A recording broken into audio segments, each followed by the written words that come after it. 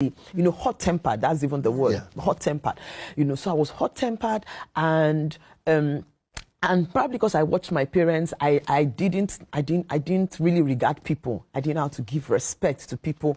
So these were things, and I was stubborn. I was very stubborn. Wow. I was stubborn and highly opinionated. Wow. That's the combinations. That's serious. That's explosive. I'm telling you, highly opinionated. So, and I loved to argue. Whoa. I could argue. Oh, you can't win me in an argument. And I used to argue off point. I don't know if you know what off point means. Yeah. Argue it's not making sense, but because I am opinionated, so I would stand my ground on whatever I'm saying. And no matter what you're saying, I can't understand you. I don't even want to understand you except you understand me. Wow. And these were things I grew up with. And because I grew up like that, I didn't even know it was a problem. And my parents wouldn't have pointed it out as a problem because I got it from them, so we are all alike. So it was when I now left and got into the university. I think when I even found out that I actually had the problem when I met my husband, because I didn't know I had a problem. I actually thought I was good. And, I love to smile. So I was a smiley kind of person. So it's only when you get to me that you now... you see anger, but if you meet me, you will never know. So it was just beautiful, So I didn't see it as a problem until I met my husband. And in our relationship, we went out for 5 years. We went out for 5 years before we got married. So it was in that, in our going out, then he starts to point out things. And I'm like, what is the problem? As in, I don't see it as a problem.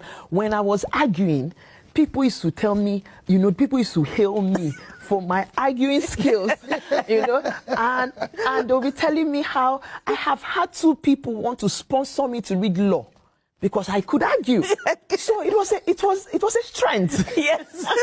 That was what I thought. It was a strength.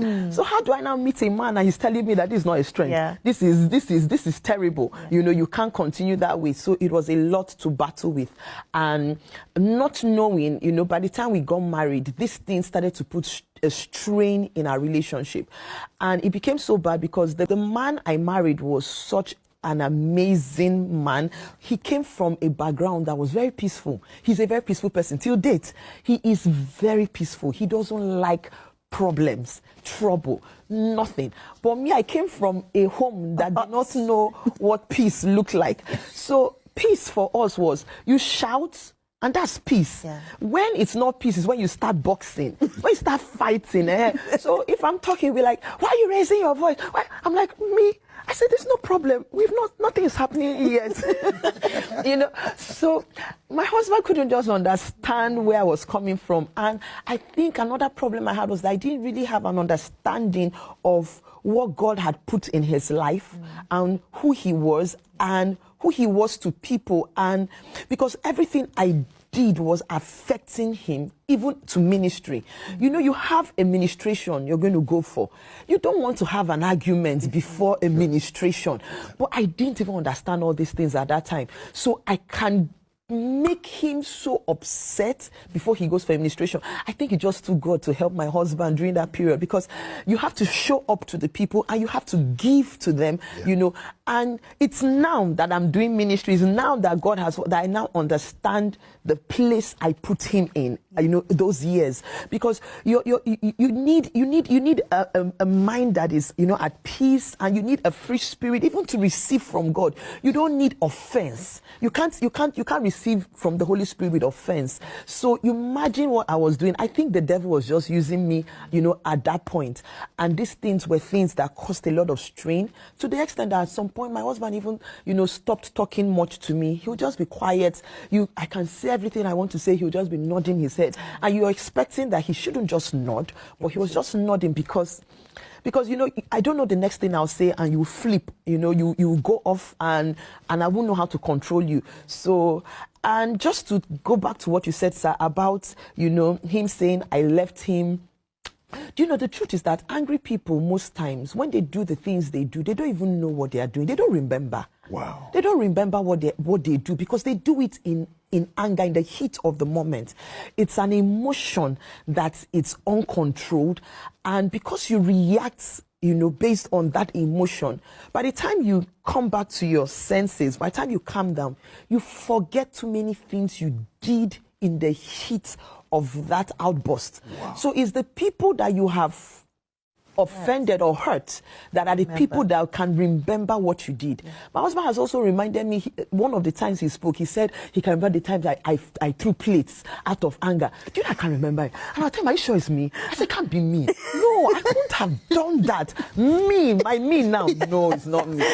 But you see, but these are things you do, and it keeps, it keeps, there was something I said in my book, and I said that, I said something, I'm sure you must have read it, when I said that, today marriages, what is breaking homes is not even, it's not as much as, those days where you say maybe it's infidelity. Yeah.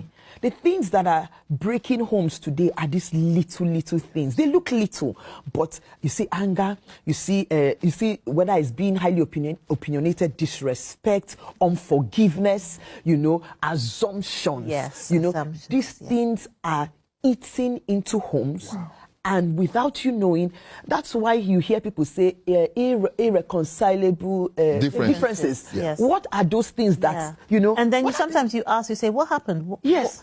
I don't even know what happened in our marriage, but we don't want to be married anymore. But they can't pinpoint exactly what it was, because it's those little things. Those little things. Wow. Those are those little foxes, Yes. They are the little foxes. And that's why this book is so timely, and it's so good we're talking about it today. Yeah. Praise the Lord. But thank God for your husband. He's so patient. Oh, God blessed me. Oh, God blessed he's me. very patient. He took a lot from me. Yes. There were days I'll bang the door at him. We'll be talking. And this is see, even you're the one that you say, you can't even imagine it. Yeah, because the reason I went was because when we married, we were not Christians. Yes. And because I've seen my father, the way he dealt with my mom. Yes. I knew she grew up in Europe. Yeah. And European ladies have this attitude. When they get angry, bang the door. So I had to sit down with her and say, sis, whenever you get angry, don't bang the door. Just call me into a room quietly so we can talk. Yes. So I said, our children must never see us bang door or shout or fight. And we thank God. All these years, it never happened. She just called me in a room, we sit down, we talk. When we finish and everything's okay, we're out, back to normal. I said, so don't bang door. So when you say you bang door, that's where I went, what?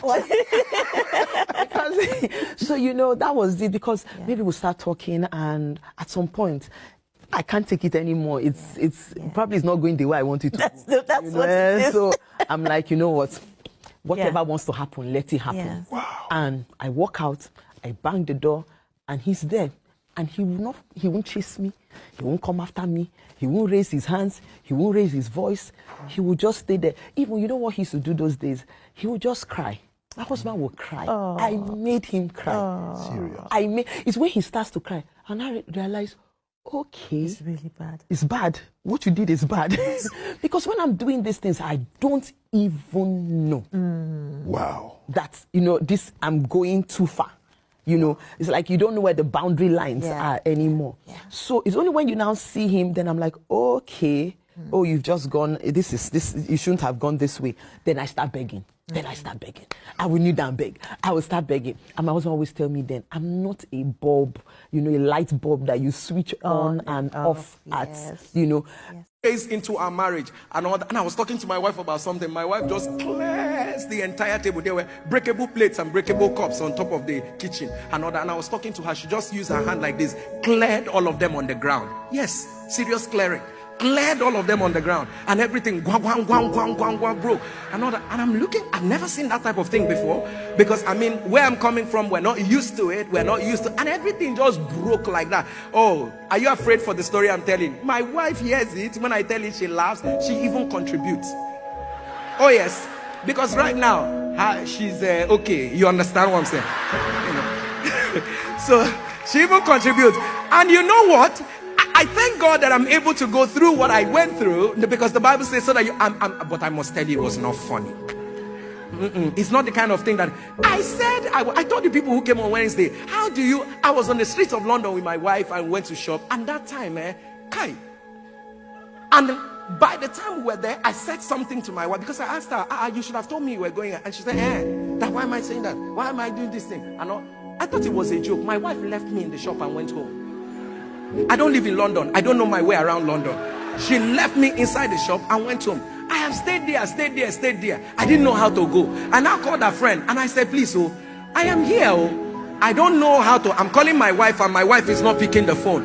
And her friend called my wife and asked her, and where are you? I was like, she's like, she's in the house. Is anything the problem? She said, well, you left your husband in the man. He said, that he will find his way and come back. Have I found before? I've never found my way to come back. And the truth of the matter was that was how she left me. Her friend had to be the one that would bring me back. And you can imagine that type of life. You can imagine that type of. One day my wife looked at me. One day I was talking to her. She said, hi, you have a problem. I told her, yes. What is the problem? She said, the problem is that you like peace too much. Heaven bear me witness. She said that. He said, you like peace too much. I said, I like peace too much. He said, yes. You like peace too much. I'm praying with my wife one day, and then we're praying. And she says to me, oh, my time is almost gone. And she says to me, while the prayer was going on, she touched me. Summarize.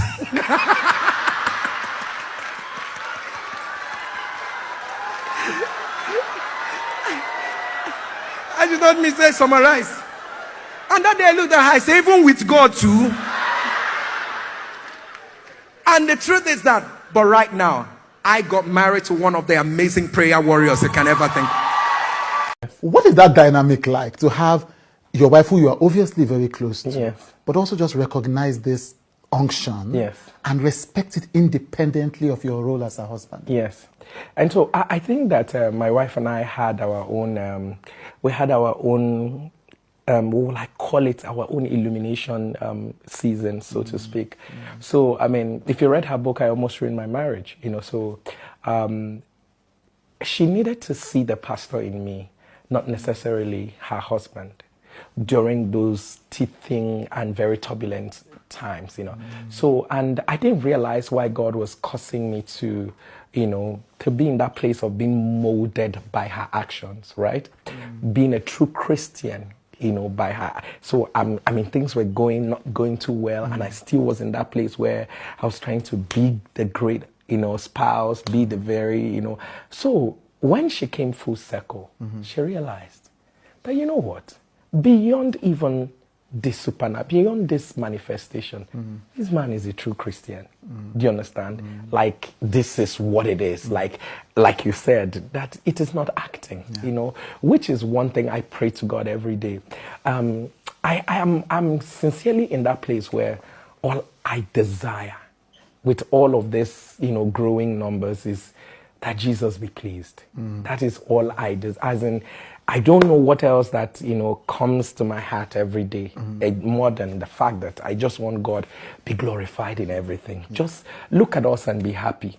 Look at us and don't feel like, okay, they've joined this bandwagon again. May we never, in our journey, it's a heartbeat for me. May we never, what comes with this whole thing?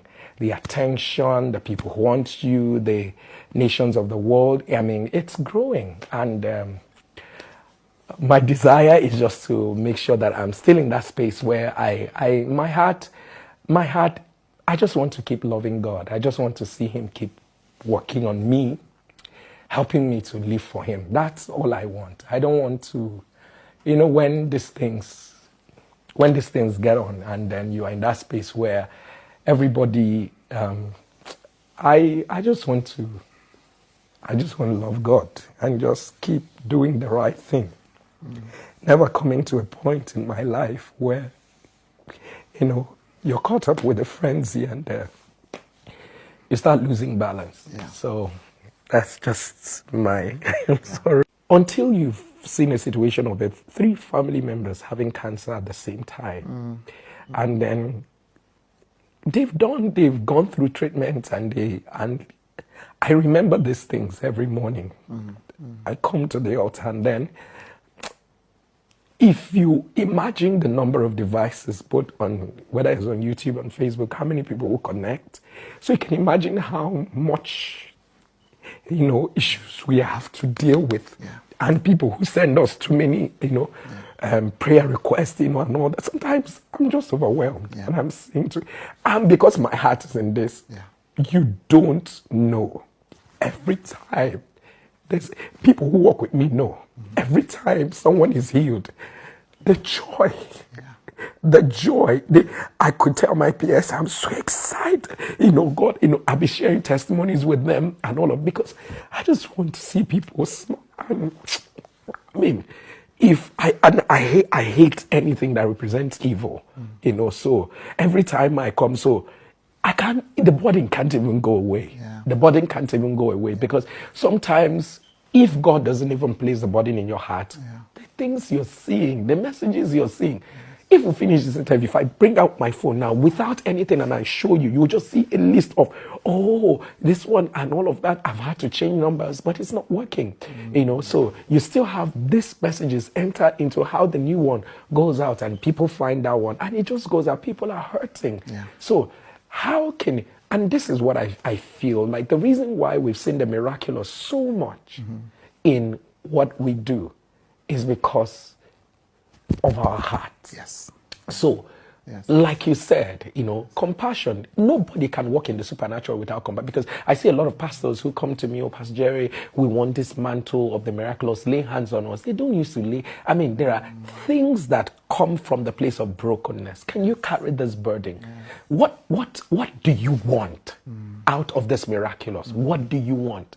For me, to see people change, to see people smile again, to see families, united again, to see that guy that is, has gone the way of addiction, be restored, but to see homes, to just see people laugh and smile, because wickedness in the sun is pro. More than ever before, there's everywhere you look, you see an autistic child, parents that say autism, this one, you see this one here, they just sit back and go like, now, wow, as in problem everywhere. Someone wakes up and it's fine. I mean, like 3 months after, the person is now saying something is wrong with me. They say my spine had, you just go for a routine test. And you now go and they say your liver has a problem. By the time you know what's happening, 4 weeks after, everything. I mean, someone just told me, say, Pastor, there's someone who said she was driving. As of 2 weeks ago, she was driving. As of 2 weeks ago, right now, one of my pastors was telling me she can't use her 2 hands. From nowhere, the hands can't be used anymore. So the question is, what is this? So I just sit back and I'm like, okay, this was even in the UK. So what is she doing? What has she's done she's even a medical person. So what am I supposed to sit down and tell? And these are many more. As far as the devil does not rest in bringing out evil, I will not rest.